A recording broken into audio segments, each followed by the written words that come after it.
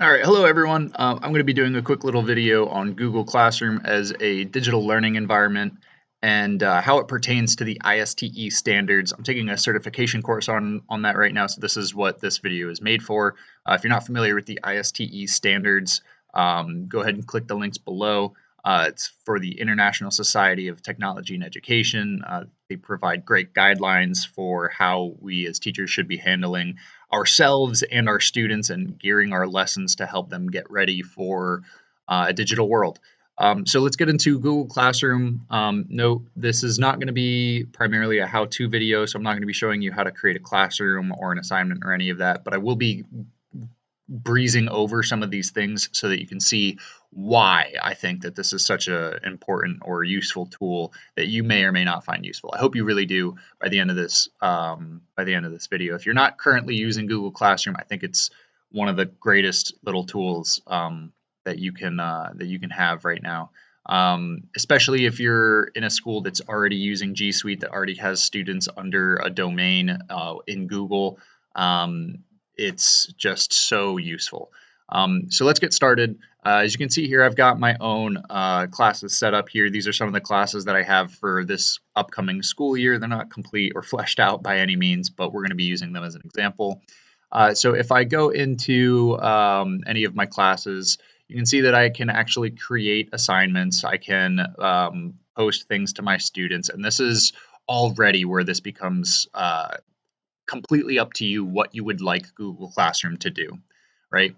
So for me right now, I primarily use this in a very traditional way where all I'm doing is creating a streamline of posts for each assignment for each lesson. So if my students were to come into class, I would give them a little verbal introduction to the lesson, and I'd say you can find this lesson here in your Google Classroom. There would be some instructions, and then they would have to read it, follow a link, go to some website, do something, right? Which is necessarily going to require that they take an active part in their learning, but it's not going to transform the learning experience in any way by itself.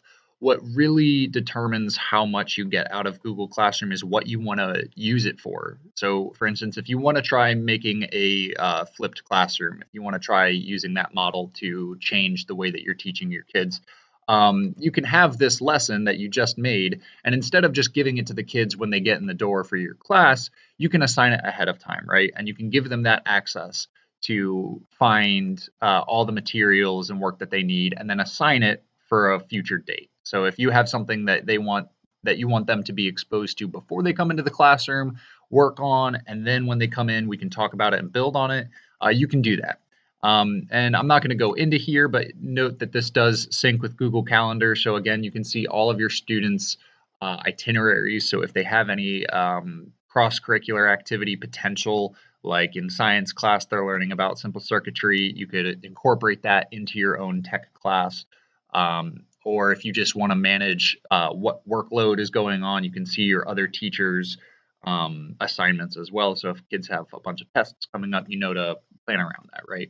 And that's a really important point, that Google Classroom is not just about your relationship with your students, but it can also help you work with teachers in your school system a lot more efficiently. If you're all on one system like this, you can see how everyone's working all at the same time, and it's going to be really helpful for that.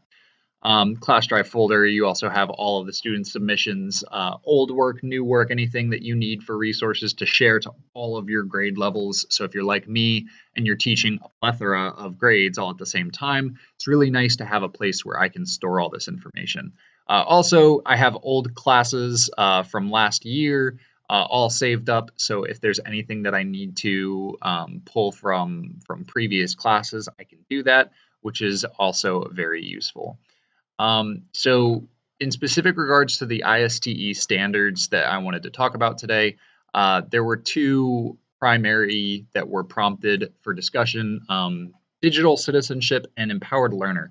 Now, for the digital citizenship, Google Classroom will adhere to the standard as much as you want it to. Essentially, right here you can see I have the power, the decision to say that in this stream, in this feed, either I'm the only person that can post a comment, or students can post and comment and interact with each other, right? So currently I'm using this to have students access the work that I want them to do in class. For some of my older grades, I have them working directly with each other, collaborating, sharing their assignments, and then having peer evaluations. And it's all present here in the stream. So a student would come in here, they would post a link to their work, and then other students would access it in the stream to go ahead and give them feedback. This is where, like I said, it's totally up to you. It is not inherent in your use of Google Classroom that your kids are going to be exposed to digital citizenship or interacting with each other or any of that. But if you give them the opportunity to, then it will be part of it because it is a digital learning environment, because it involves that interaction with each other, or it can. But empowered learner is the standard that I think Google Classroom hits a lot more necessarily. There's no way you can use this. You can use Google Classroom without having your kids have in, in, an active role in what they're doing. If I were to share any assignment, which is what I do every single day, my kids have to go into their Google Classroom. They have to access the website. They have to find their class. They have to find the lesson. They have to read the instructions. They have to follow the link, et cetera, et cetera, et cetera. And often they don't, and they choose to do other things. And when they don't, it reflects on their learning ability, right? If they're going to do other things in this class time, then they're not going to be learning the lesson that I wanted them to learn that day.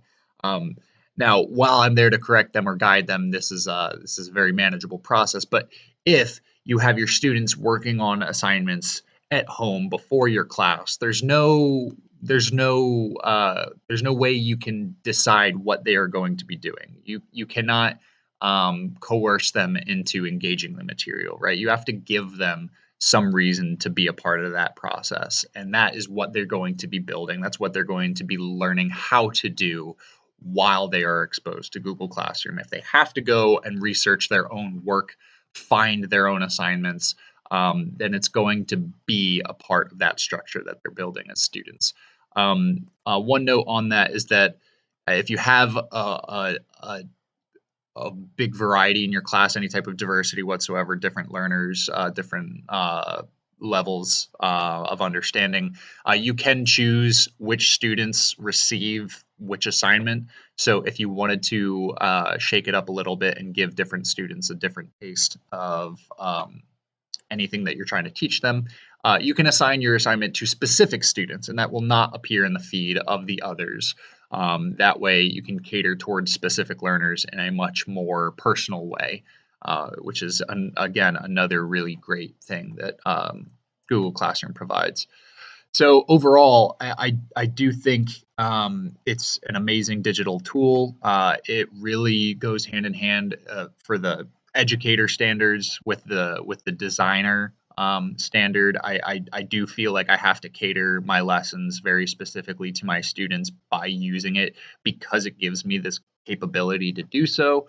I'm more encouraged to procure specific and helpful tools or resources, whatever I can find, for them to engage the material. So for instance, when I'm teaching computer programming, I have to find nice IDEs that my kids can engage with and work with each other on all at the same time on a Chromebook. Very specific requirements, but given that I've had this exposure to Google Classroom, and I can have my kids work together both in and outside of the classroom on this stuff, sometimes they'll come back and they'll say, "Hey, Mr. G, I completed this over the weekend. This was something that, I didn't even expect anyone to work on, but they decided to take the extra step and build on a lesson that I had in class with them, and they create something amazing with it."